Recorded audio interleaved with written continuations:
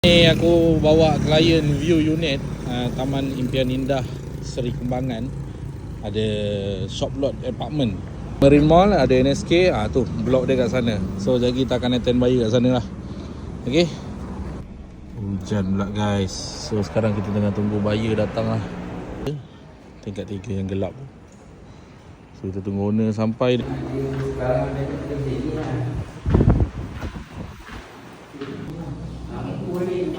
Okay.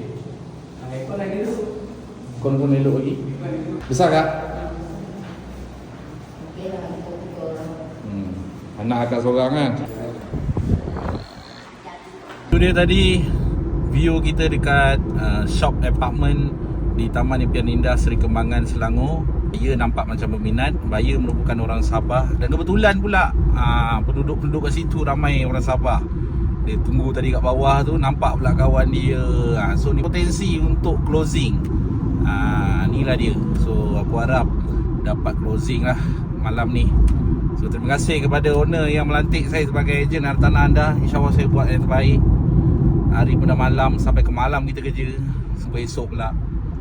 Assalamualaikum.